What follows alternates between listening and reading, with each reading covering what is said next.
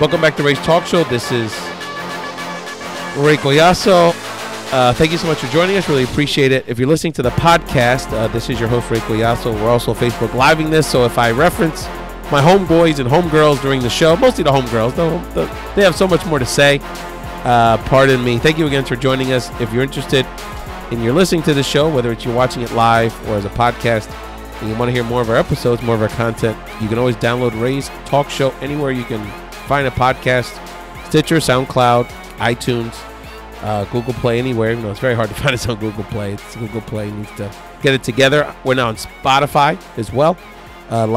Tune in any platform you can check out a podcast, or you can always just check out rayspodcast.com. That's RAYS podcast.com. You know, we're talking about what you're talking about here, what everybody's talking about, and we're interacting with the kind of people you want to listen to.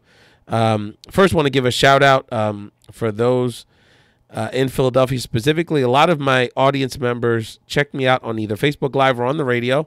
Shout out to 900 WRD AM radio in Philadelphia.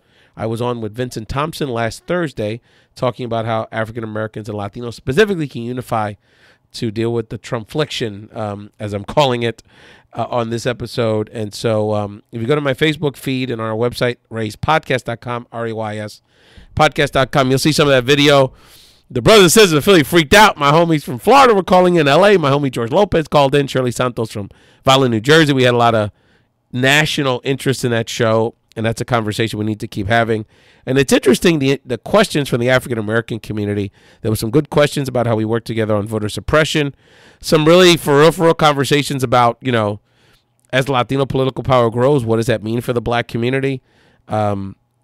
Do Latinos support the Black Lives Matter movement? Really provocative stuff. So if you check out rayspodcast.com, I will embed that by the time you get a chance to listen to this episode. For those listening to the podcast, and if you're watching me on the Facebook feed, we'll get that up there tomorrow at some point, so you guys can watch that. Or if you're on my Facebook friend, you watch it. It's in the archives. Really good stuff. And again, thank Vincent Thompson and all of my friends that participated on that program. On this episode of Ray's Talk Show, I want to get to several things. The first of all, our thoughts and prayers with the people of Aleppo and Syria. And there's just so much conflicts. I mean, today, the day we're taping, I mean, there was the incident in Turkey, which kind of feels shady for lots of reasons. There were several incidents in Europe and the Middle East, which, were violence and senseless stuff. And I know we're dealing with this all over the world. This is not just an American issue or an issue impacting our local neighborhoods. I mean, this issue of human anxieties spilling over into violence is impacting us across the globe. So, you know, we're here about, and everything that we say, even though we have to ruffle some feathers to do it, oftentimes we do it in the spirit of wanting peace for everybody. So, especially for those people dealing with the horrors of Aleppo day to day, moment to moment, it is, you know, we're with you. There's nothing else more we can say but that we're with you, and we're, you know, our spirits are there in trying to do the right thing. We call on the people that have the ability to do something in the evacuation or protection efforts to do something. It's unfortunately too late for many, but there's always a way we can address it now. So the first thing, besides just the home and I for our friends around the world, the first thing I want to talk about is the Trumpliction impacting this country. Today, as we're taping, Trump was formally elected president by the electors in the Electoral College. I was not one that was like some of our friends, the Martin Sheen, celebrity class, Michael Moore's Martin Sheen, some of our friends in the ultra-left community, God love them, who are calling on the electors to, you know, basically not vote for Trump and throw the process into the House of Representatives. I was not one of them, as tempting as it would be to sort of pull the card of, you know, this guy goes beyond the pale, because he does. The reality is, you know, maybe part of me would have wanted to do that, but at the end of the day, you know, we have to, those of us that are standing up for democracy have to be consistent. And that would not have really been in the spirit of our democracy. And ultimately, I think the electors, even though we had to swallow really hard, I think did the right thing today. I think the biggest thing we have to look at is, you know, moving forward, how we stand together to fight this man off and this administration off. You know, I've been very critical of these cabinet selections, and nothing that has happened in the selections we've spoken of since has changed my mind. Billionaires that are that seemingly are for the interest of the ultra rich, not just the rich. You just can't be a rich person with this guy. You have to be a billionaire, the ultra rich, the 0.1 of the 1%ers, and people that just have a very law and order agenda. People that basically want to cause exacerbate conflict, particularly in areas of the Middle East and other areas of the world, seemingly, with quick, tricky fingers. And I always ask the same question when it comes to the Hawks. And, sometimes you got to defend yourself. And I've been critical at times. ¿Cómo está, primo? One of my youngest primos, Javier, is on. How you doing, bro? One of our ballers. I see you with your son playing ball then in Puerto Rico. It's a lot of fun to keep up with that. All the best to you guys. That, at the end of the day, you have to defend yourself. And I've been critical at times of Obama's somewhat more conservative or passive approach to some of these international issues, but at the same time, you got to pay for that. And, foreign policy hawks never talk about the fact that stuff costs a lot of money to do. So, this is something we have to look at. But, in general, this people that are unqualified there, Rick Perry, Energy, he couldn't even remember the agency. This guy, Ryan Zink, the freshman congressperson, who's what he's known for is being a champion of coal and cozying up to white supremacist groups. These are the kind of people. We have MIT Pulitzer Prize winners that run these agencies now. And, now we're going to have a guy that can't remember the name of the agency. So let's just go on and on and on this group. But the one I just want to note, which causes just Trumpliction to me, is our new nominee for Secretary of State, Rex Tillerson, the CEO of Exxon. If I had told you, if me and some of my friends watching, and thank you so much for watching the live version of the show, if we had been sitting here having a couple of a little barrilito, sipping on some rum, some cognac, and we were goofing around saying who would be the most ridiculous person for Trump to nominate for Secretary of Energy, right? Like, who would be the most ridiculous person for that agency, dealing with that agency? We would have probably said Rex Tillerson, the man that runs the biggest gas company in the world. Oil company in the world. Energy company in the world. And it turns out Trump trumped us by not only naming him secretary in his cabinet, but being the Secretary of State. So I go back to, the thought process, right? First of all, Trump known this guy 2 weeks before he named him. Let me tell you something. The most important job that I have in my company, my organization, Marissa, ¿cómo está? My girl from the Valley of the Sun. I was just talking about you a little while ago on Instagram. My cousin goes to Arizona, and I wanted to connect you with her next time she goes. You two could hang, no doubt.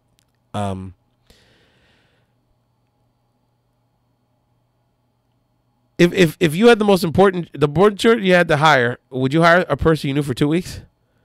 So that's the first thing. He knew Rex Tillerson for 2 weeks. Second thing is, it's pretty clear what's going on here.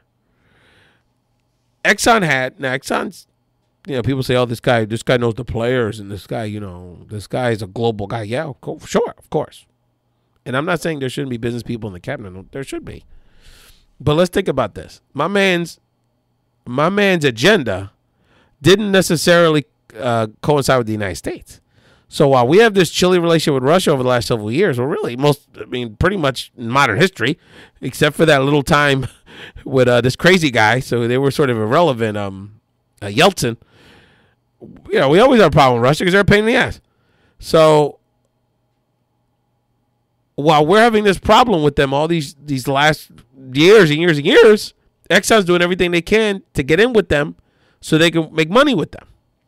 So when your mentality is contrary, even though you're an American company, completely contrary to U.S. policy, and your focus is, I don't care what the United States is doing, I want to get in with these people, and the biggest deal of your life you lose within days, $500 billion these guys are going to make.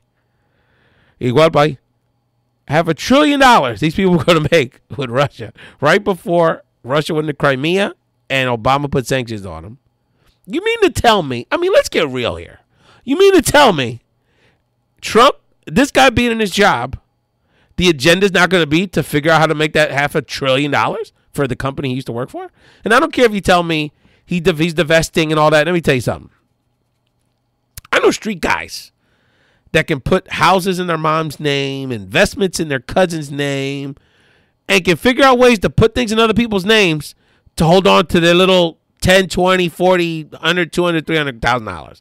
So if people that are not even super educated and aren't playing with billions can figure out ways to put money in other people's names and other people's accounts, can figure out a way to do that, you mean to tell me this guy that's worth billions himself and could have a deal that has a deal up for $500 billion on the table in Russia already? A, is it going to figure out a way to make a nice chunk of that money? And B, for himself. And B, how you doing, Shirley? And B, you don't think Trump going to make a chunk? Come on. You know what's amazing about these people? Is that they're not hiding anything. They're nothing, well, besides his tax returns, of course. But in general, the game plan is right in front of our face. And what's incredible about this is that we shouldn't be surprised. It's been in our face the entire time. It's been in our face the entire time. He's been straight up. I'm going to use you people that aren't real, I'm going to use y'all. I'm going to say what you like, but you know what I'm really about myself. But you know what I'm going to say what you like. That was his brilliance. And you hear it from these people. They go to Michigan and they interview these people in coffee shops. Well, he said something I wanted to hear. Now, shame on the Democrats and shame on Hillary for not saying that. So, we have our part to blame, no doubt. And she may have been the only Democrat in the country he would have lost to. Who knows? Certainly of the prominent ones, the most likely to lose to the guy. But that being said, simply because he says it, when you know this guy's so dangerous, you're still going to vote for him? Come on. That's not responsible. So, going back to this, it's very clear. When did Russia become people we want to deal with on this level? It's almost like if you came from another planet and you looked at like how the Trumpliction, the Trump administration talks about Russia, all the people they hire are related to Russia, get paid off by Russia. It's all about Russia. There's like almost 200 countries in the world. The Secretary of State shouldn't be focused on one country. Last time I checked, there's a world here. And first of all, from an economic perspective, you need to be dealing with Japan. Well, this guy doesn't even know what Japan is. He never talks about Japan. Remember what we used to do? It was all about Japan, like dealing with Japan. China, for the last 30, 40 years, we've been trying to figure out a way to get in a relationship with China for economic purposes and geopolitical purposes, of course, safety and all that. You don't want China to build up and be your biggest enemy. And this guy's completely changed the situation where it went from Mitt Romney saying in 2012 that Russia was the biggest threat to the threat of our democracy. To this man, the Trumpliction, Julito, ¿cómo está, pai? To this man creating his whole foreign policy agenda to cozy up to Russia. And by the way, demonize Mexicans, Chinese people, and people of Middle Eastern background. What do those people have in common? The Trumpliction continues, and you're listening to Ray's Talk Show. This is your host, Ray Collazo. Thank you, Julio Varela, one of my inspirations. Julio, and I got to give Julio a shout out on this show, Julio Ricardo Varela. If you're in the podcasting, if you're in the podcasting or in the news podcasting, Latino podcasting, or into this kind of conversation, if you know who Julio is, you ain't paying enough attention. My man from the Thick, Latino Rebels, Futuro Group, etc., doing the damn thing. My main man, Julio. And Julio has the distinction, I'm going to say it publicly, Julio. You are my best friend I've never met, bro. Now, that's a small club because usually your friend you met once in your life, but so Felix Montelar is one of my best friends, but I've met Felix. Felix, you need to have Julio on your show, bro. Julio would be a great show. Shirley Carter, I'm so appreciate you being here. Thank you. I think we connected through Vincent and the WRD family. It's wonderful to have you and our family here at Ray's Talk Show. And again, if you're listening to the podcast version of the show, thank you so much for joining. If you like what you're hearing, definitely log in. Give us a review. It's very helpful, particularly on the iTunes platform or anywhere you download this podcast. Like I said, where it's SoundCloud, Stitcher, a review, a like, a star. All of that is helpful, and even critical feedback. We love to hear the interaction. And again, you can always check out all of our content at rayspodcast.com, RAYS podcast.com. And again, where we talked about the Trumpliction. Don't even get me started about a millions clauses. We're just getting played here, y'all. We're just getting played. And we're watching. And, the biggest frustrating thing is that the people that saw this coming, we're stressing, we're losing hair. I had more hair last week. As people can see from the video version of the show, we're getting gray hairs. We're stressing the end of the world. We're trying to figure out, do we hide? Where do we hide in the Caribbean when this goes buck wild? How do we do? Thank you, Shirley. How do we unify with the working class people, those people up in Michigan and these places that I don't get too much and it's really cold? We're stressing about it, right? You don't hear nary a word, very little, except my man in Indianapolis from Carrier, from the people that voted for this guy that are going to get played, because it's very clear what's going down. They need to show a little more leadership. I'm going to talk about that more in a second. A little Bochinche stuff, and I'm going to clarify before Julio tapes me on here that this is strictly the opinion and the perspective of Ray Collazo on this podcast. This has nothing to do with any other affiliations I have. I'm going to leave it at that. So the Bochinche of the week, I want people to understand we got some interesting stuff happening as Democrats and progressive people and people of color and people that are just terrified are trying to get the pieces. So as the DNC, so as the Democrat National Committee. Party leadership has different roles depending on what's happening with their party. In the case of the Democrats, which have no power anywhere, at least formally in any of the three branches of government or most states, the DNC is going to play a very critical role to move forward the vision, the strategy, and the messaging and the sort of tactical strategy, and particularly the organizing of Democrats, Democratic Coalition, millennials, other people that may grasp to that message when it comes to 2018, because 2018 is not going to be really that, sexy. The president's not going to be up, and, there's going to be, probably the most important thing happening is going to be, no, not quite, my friend. We'll get into that in a second. I know, though. Good question, though, but it's not quite the same. We tell the truth here. We just give you the analysis of the truth. And hi, Shirley. It's great to see Shirley Santos, who joined us on WRD last week. Great to see her. I have to get the violin, Shirley. Let me know. Got to get down there. What was I going to say? So, to really organize ourselves in the way we need to for governor's races, state legislatures, some of these Senate races, for the Democrat Senate map not looking too good in 2018. I would argue it needs to be more of a state focus, but that's somebody else's job. Ultimately, we, whoever runs the DNC is going to be really important. And so, the DNC, just so people know, it's not like, every Democrat in the United States gets to vote for this. It's basically members of the DNC or delegates of the DNC. I think there's about 500 of them. So it's 500 leaders around the country, mostly elected officials and Democratic insiders and players and donors and, longtime Democratic operatives. So we now have a choice after the Deborah Wasserman Schultz debacle and everything else that's happened. We now are basically boiling down. It could change, but there's multiple candidates. But it's basically boiling down to a choice between Congressman Keith Ellison, who's an African-American, a very progressive African-American congressperson from St. Paul, Minnesota. So he's not in a primarily African-American district at all. It's a progressive district, but not an African-American district. And he's also a Muslim American, as well as African-American. So a very interesting background this man has. And the other person that's come up somewhat in the 11th hour that's throwing his hat in the ring for this position, head of the DNC, is the Department of Labor Secretary. He's in the Obama cabinet, Tomas Perez, a Dominican-American from Buffalo, who's a Red Sox fan like my friend Julio Varela, one of Big Papi's homies, fellow Big Papi homie like Julio.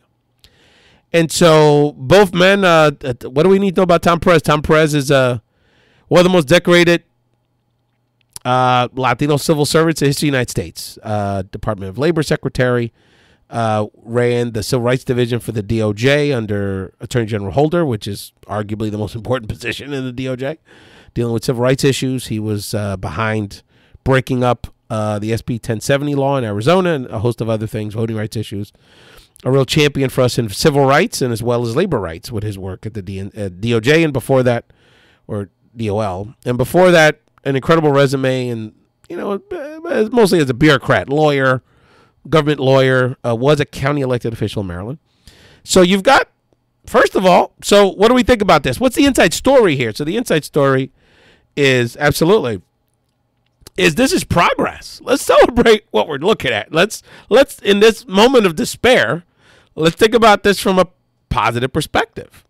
Most likely, the head of the Democratic Party moving forward, going into next year, No, it won't be a female, so it should be, minority female would have been nice, but will either be most likely an African American who happens to be a Muslim, of the Muslim faith from Minnesota, or a Dominican guy from D.C. It's pretty cool.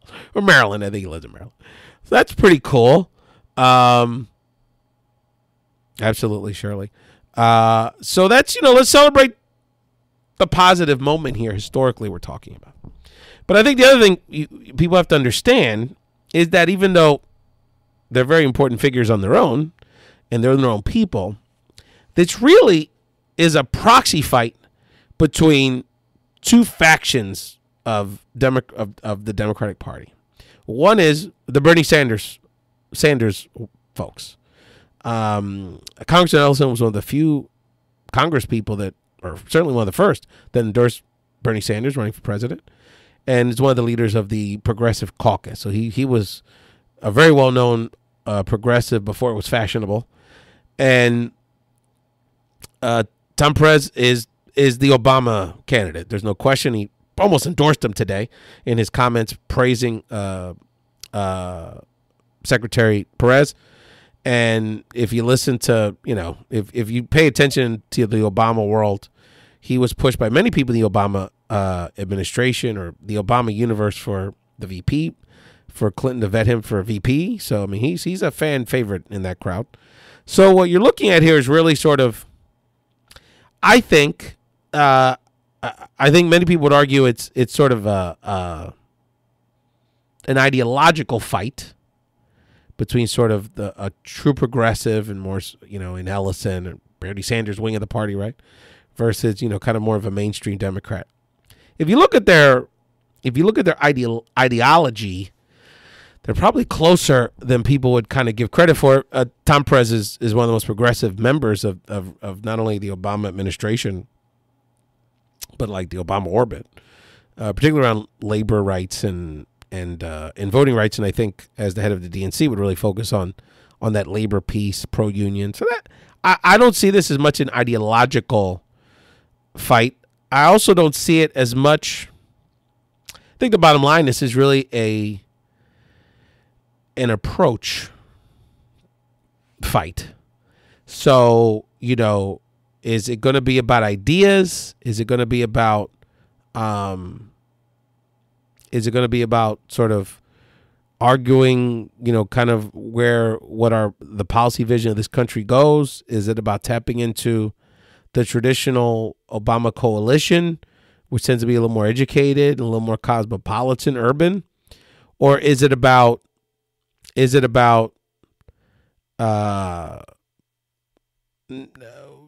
certainly a more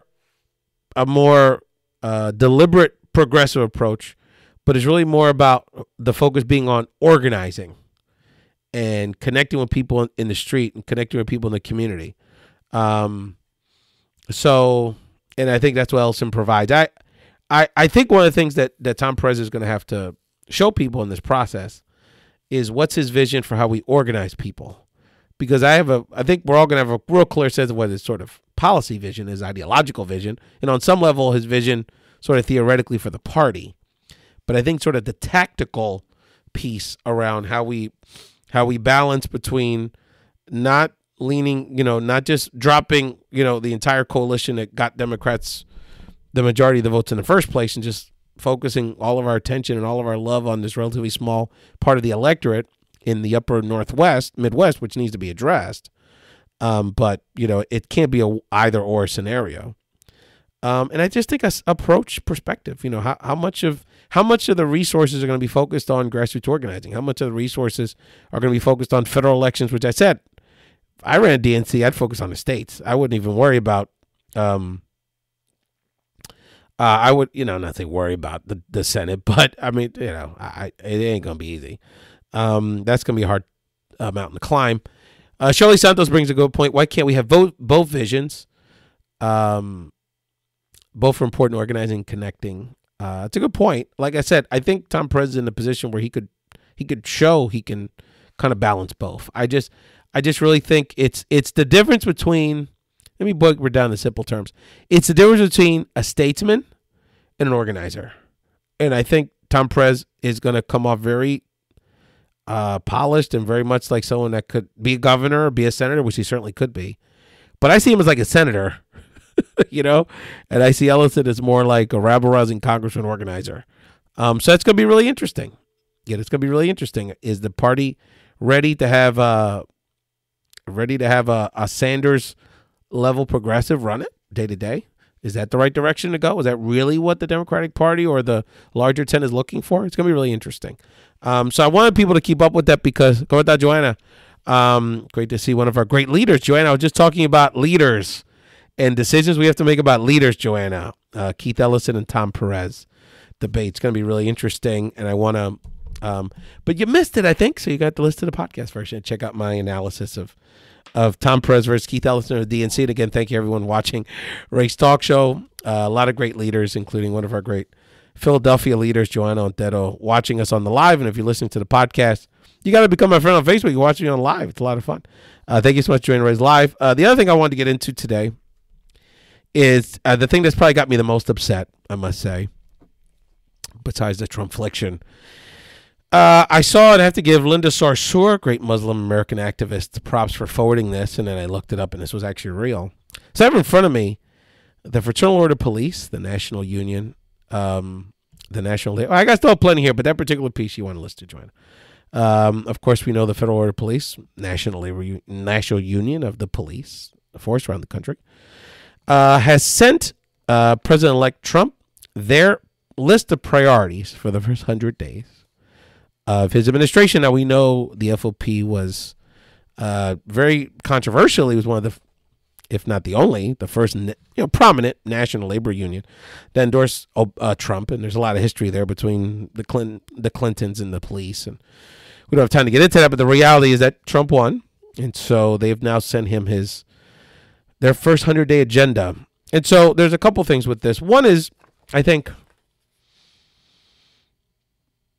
before I get into this, I would ask people listening to this or watching this, just off the top of your head, if you just thought to yourself, okay, what should be the priorities, or what would reasonably be the priorities of the police going in any presidential administration? Like, what are the biggest issues impacting policing, public safety, supporting police, lowering crime, lowering, just those kind of safety issues? And I think we could sit around with a few police officers, people in law enforcement, activists, friends, and probably all come up with a similar list, right? Like, how do we increase more resources for training? How do we increase more resources to encourage that resource, do the community policing piece so that cops can develop a more closer sort of familiar relationship with the community they're policing?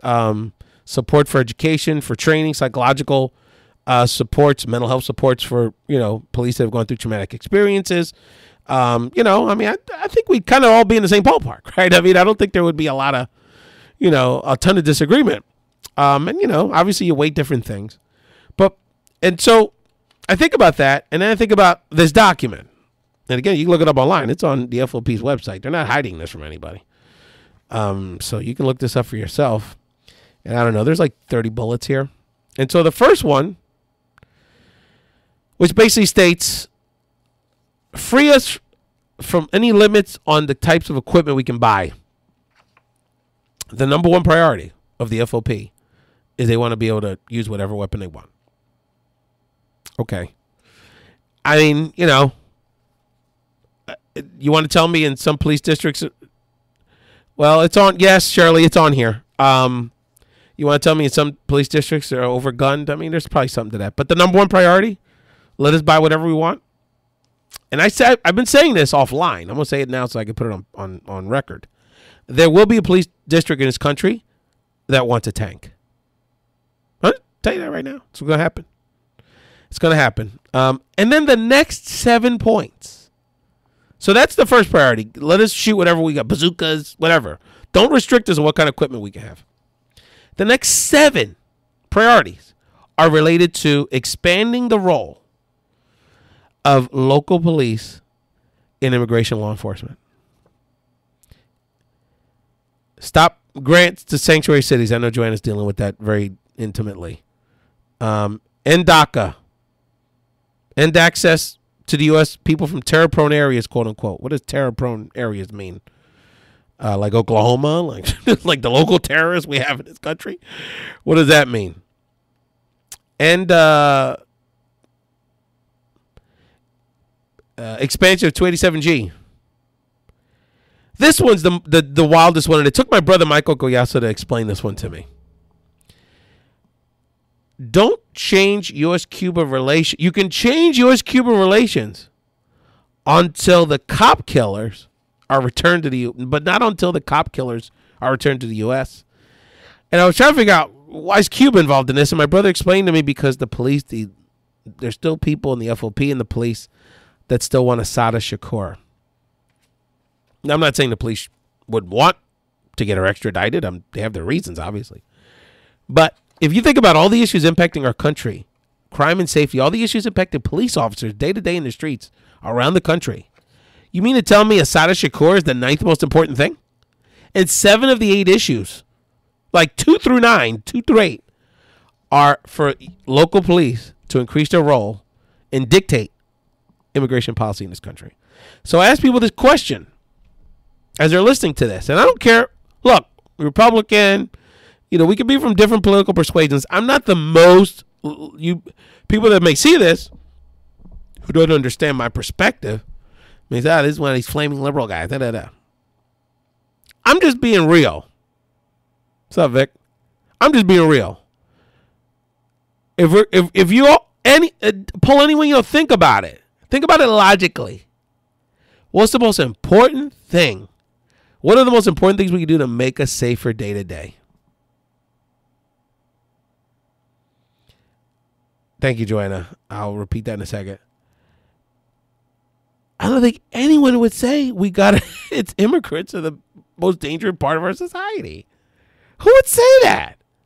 We live in this country day to day. I'd argue that's the most peaceful part of our society is immigrants. I don't care where they're from. Immigrants, it's just about working. Don't want to bother. I mean, it's ridiculous. It's ridiculous.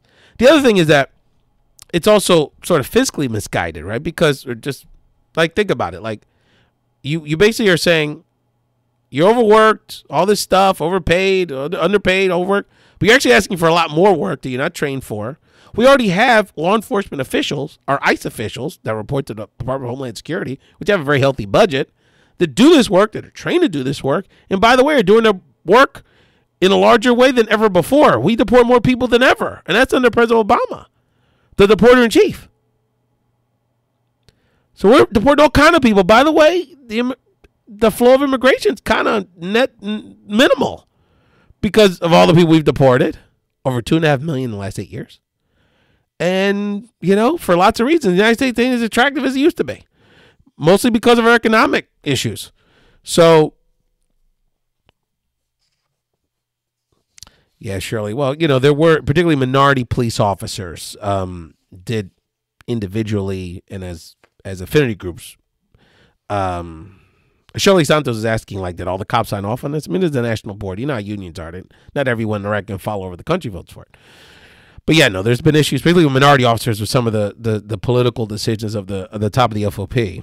But you go on and on. There's only 2 pages. They don't. It's real simple. It's about 30 points. Oh, the last thing I want people to private prisons, bring those back. Bring those private prisons back.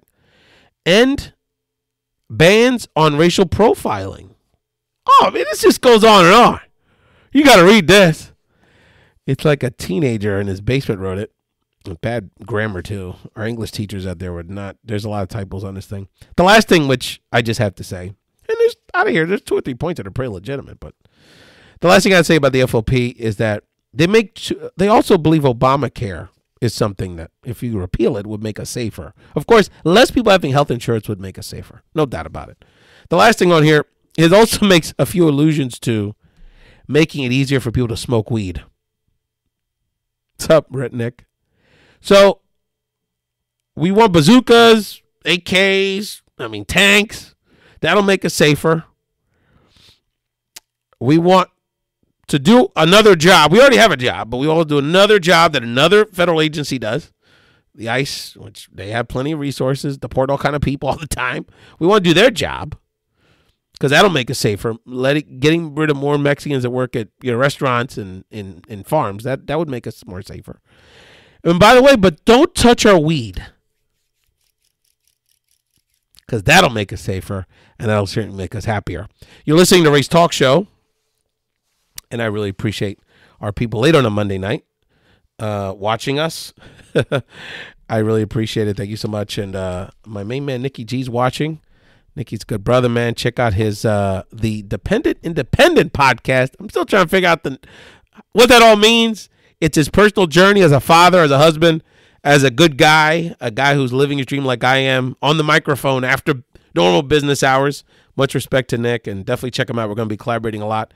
My fellow podcast collaborator, Felix Montalada, thinks watching. We're going to be working, Felix, with Nick going into next year. He's a tech guru, so something desperately needed. And again, I want to thank our friends at 900 WRD Radio, who last Thursday had me on their show. Definitely check out, if you're in Philadelphia or you just like diverse talk radio, check out 900 WRD, 900am.com, I believe it is, and just check it out on the dial here in Philadelphia and the Philly area. And we had a really interesting conversation. The audio of that show will be on my show in the coming weeks.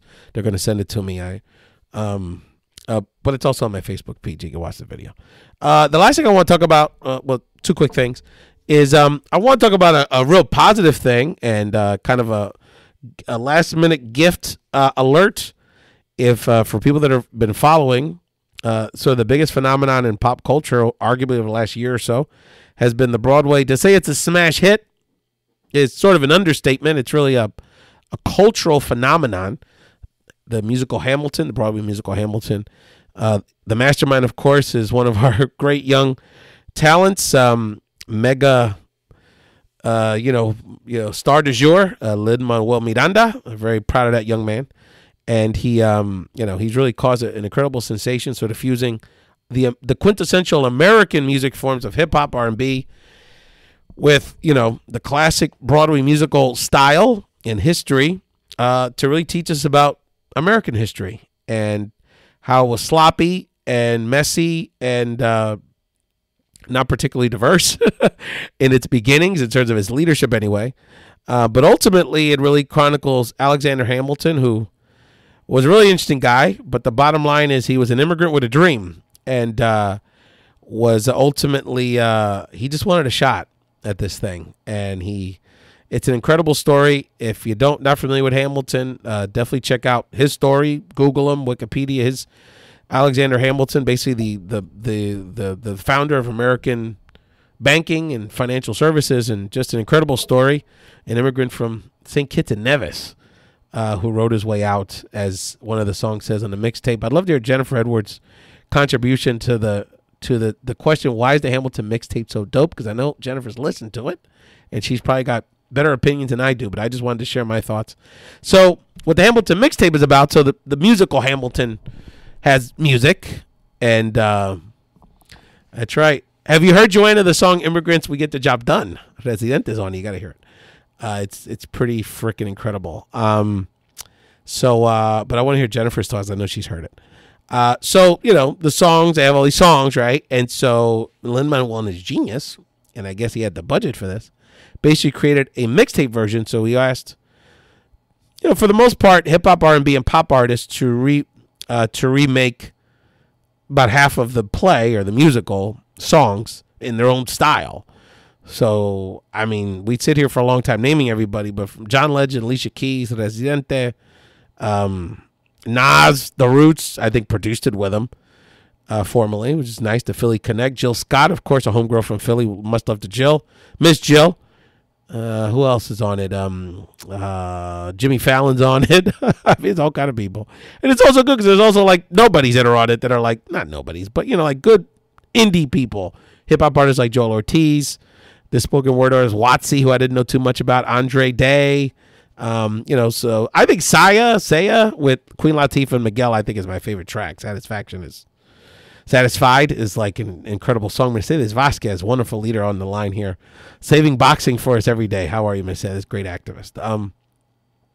She should run for the head of DNC. Mercedes could do it, no doubt. Great to see you, Mercedes. And all of our friends watching here on Ray's Live. Late on a Monday night, wrapping gifts. sipping on tea. What are we doing when it's so cold out? The Monday before, you're not, what is it? I think I'm about to start thawing my turkey. It's like 27 pounders. So they got to start thawing that in a few days. Scouting for Go Lechon, all kind of things happening. Getting ready for Christmas. Thank you for joining. But in terms of the Hamilton mixtape, so first of all, you just get it. If you're into good music, especially the kind of stuff we grew up with, it's just really interesting because it's not only sort of it's not a pure of anything. It's not a pure hip hop CD. It's not a pure R&B CD, even though it's largely that kind of music. But it really does sort of maintain to some, to a large degree, the spirit of the American musical in terms of the musicality of it, which is really interesting. And the story, if you sort of listen to it, and they weave in the love story part, and it turns out his wife's sister was really into him, and then, you throw that part of it in. But his story's so amazing, but it really does speak to the fact that, and I think that was kind of what Lin-Manuel wanted to see.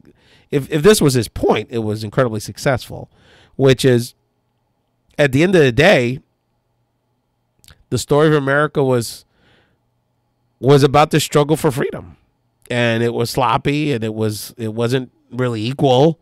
It wasn't perfect, but at the end of the day, it was that struggle to really carve for a young nation to carve its voice out. So the fact that a totally different demographic remixes that history in a way with our modern, not only in our modern context, which is crazy if you think about all the ironies around it, but in a time we're fighting to maintain the core of what the democracy started for, it takes a whole different demographic of people with a whole other generation and era of modern American music to tell the story and then teach everybody about it, which is really, really cool. So if you're looking for a last minute stocking stuffer for a loved one or a treat for yourself, just get it on iTunes or wherever you get your music, and your folks, I'm telling you, folks are gonna appreciate it. Last musical, the Tribe CD too. I want to ask Jennifer Edwards on here her opinion. What is better, the Hamilton mixtape or Tribe's new one? I want Jennifer to answer that. If anyone else wants to, their opinion, I struggle with it every day. That question. Tribe makes me feel like I'm somewhat still cool, because if they're still kicking it, I can still kick it. I want to hear Jennifer Edwards' answer on that question. Get Tribe's new one, no doubt.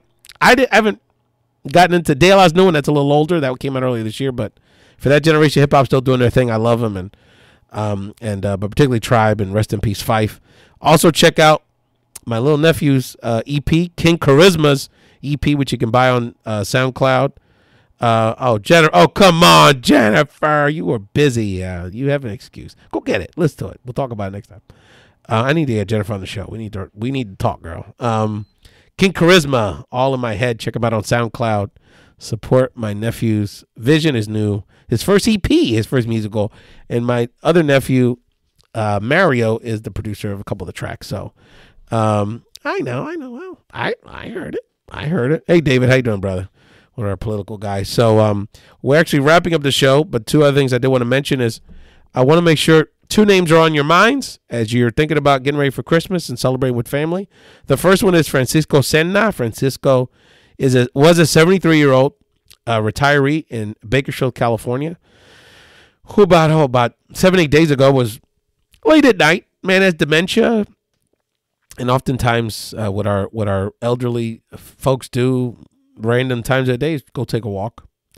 And long story short, he, in his demented state, sort of wandered in and out of people's property, looked kind of out of place, where he was walking around late at night in his neighborhood.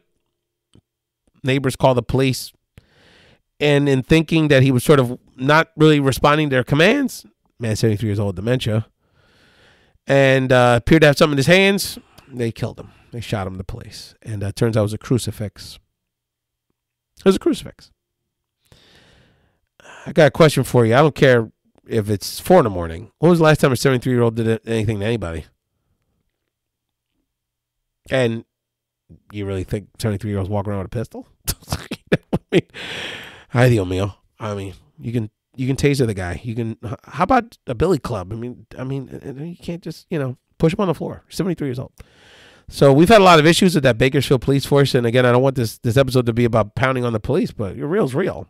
And I want people to understand that these issues don't just impact one community. Obviously, they disproportionately impact the African-American community, but more than anybody. But, I mean, and for all we know, these are Latino cops. You know, I mean, it's deep. It's heavy.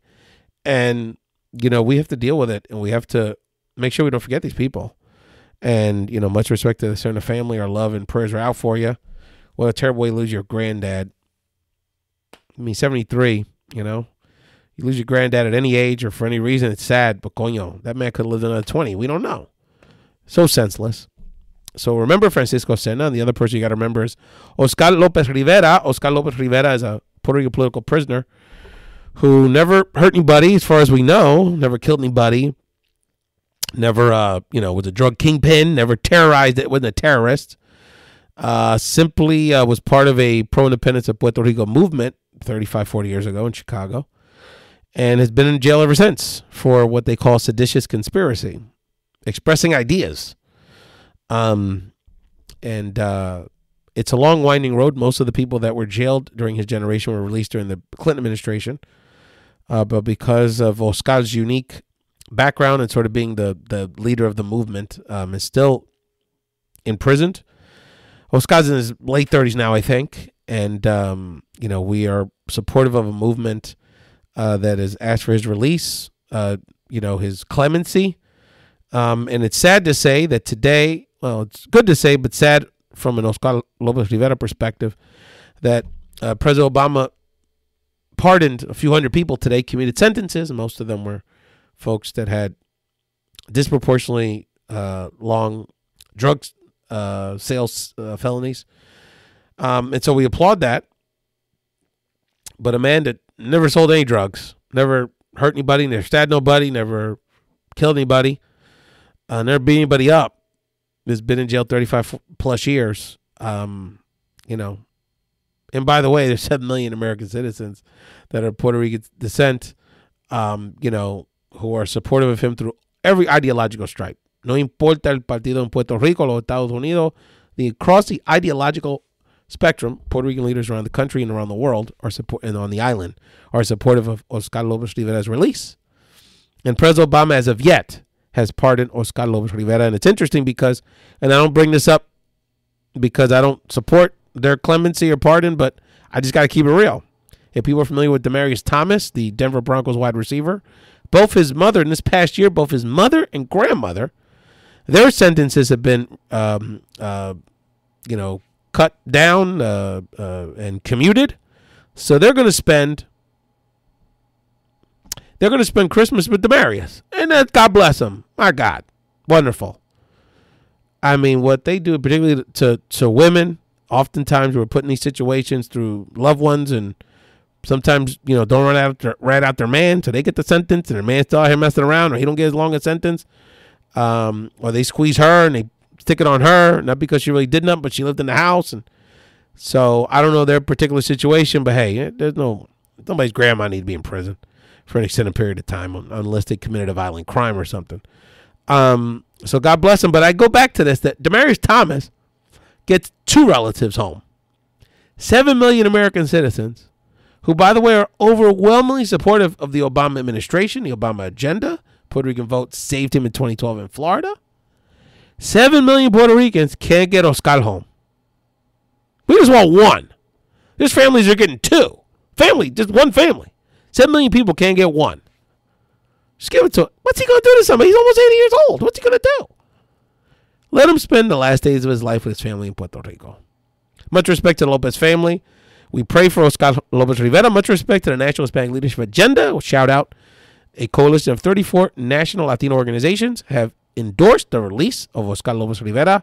Oftentimes, our national Latino organizations kind of don't go there with these sensitive topics as it relates to people that are political prisoners and people that have a very left agenda.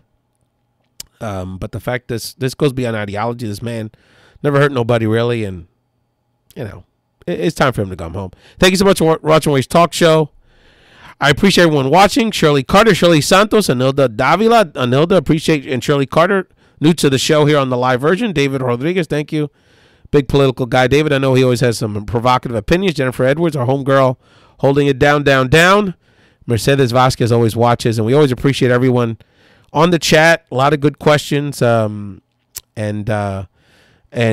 we are going to be in the coming weeks, probably after New Year, going to be doing some. We figured out a way to get multiple people on the chat here, so on the show, so through Facebook Live. So working on those details, got to work on some kinks, but we're going to invite you guys to get on here and share some opinions. We got a lot to talk about. Thank you all so much for joining Ray's Talk Show live on Facebook as well as on the podcast. Rest in peace, Francisco Senna, and let's get Oscar Lopez Rivera home. We still have time, President Obama. You still have time. God bless. Bye-bye. Thanks for listening to Ray's Talk Show. For more insights from your virtual Big Brother, Ray Collazo, and the Big Brother Ray community, subscribe to Ray's Talk Show at BigBrotherRay.com or on iTunes. To my rays of light, keep shining.